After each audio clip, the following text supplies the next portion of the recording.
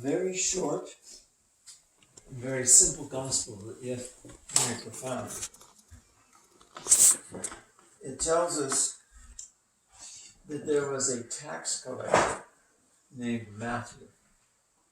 And as today, only worse in those days, tax collectors were despised. Because the system they had was that the tax collector was given a certain amount of money that he had to collect from each person. So he had the name Joseph, and Joseph was to give 20, whatever it was. And so he would go and he would demand the 20, but he'd also demand more. And what was more, he got to keep. And so if he was very exploitative, he would ask for a great deal. And if he didn't get a great deal, he'd say, you stole, you did this, and then your life was ruined. So they despised the tax collector. And so Jesus comes along, and he sees him and he says, follow me. And this man who lived a very questionable life, and exploitation and other things, he got up immediately and followed him. No questions asked. He just followed. And then he invited him to his house to eat. And of course there were other tax collectors and sinners. That was us. We were there. We were allowed to be there.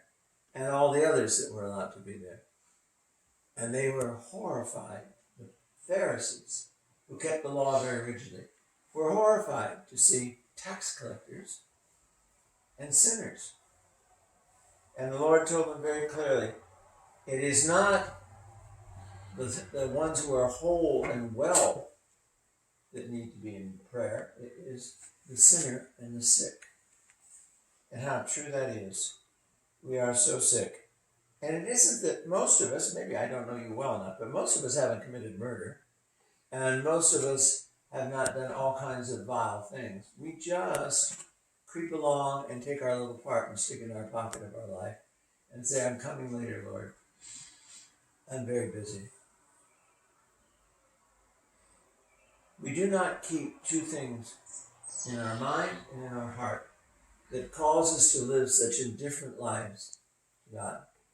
One is we don't remember our death. If an angel, the Lord sent an angel to you today, and the angel came to you and tapped you on the shoulder and said, Olga, I have some news for you. In 4 hours you'll be dead. You would look, I have things to do. Don't bother me. I'll come another time. But the Lord yet tells us all the time, you do not know the hour, the minute, the day, the month that you are going to be called. You do not know, but you will be called. And you'll have no choice. Are we ready? Are we ready? We have hospitals everywhere. Churches are everywhere. Why aren't they full? Because people do not think about their death and they do not believe in God. It's that simple. We love religion. We want to believe in God, but we want to fit him into our life. We don't want our life fitted into his. And therefore we say, well, I can always go to confession.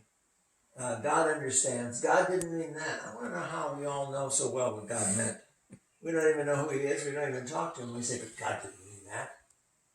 Yeah, he did. He does. If you love anyone, if you love anything, including yourself, more than you love God, you are not worthy of him, and you will not have him. Think of that. Somebody sent me a picture, which I don't know how. You can do it for me later. Get it off the internet.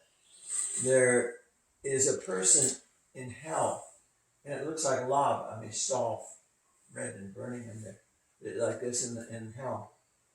And it says, why do you ask, what kind of God is it that would put someone in hell?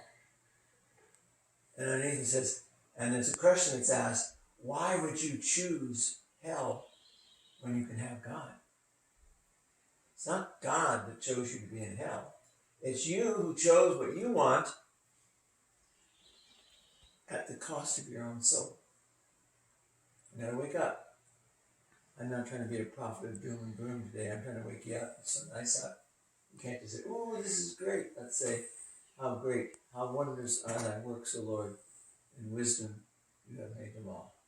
In the name of the Father, and of the Son, and of the Holy Spirit.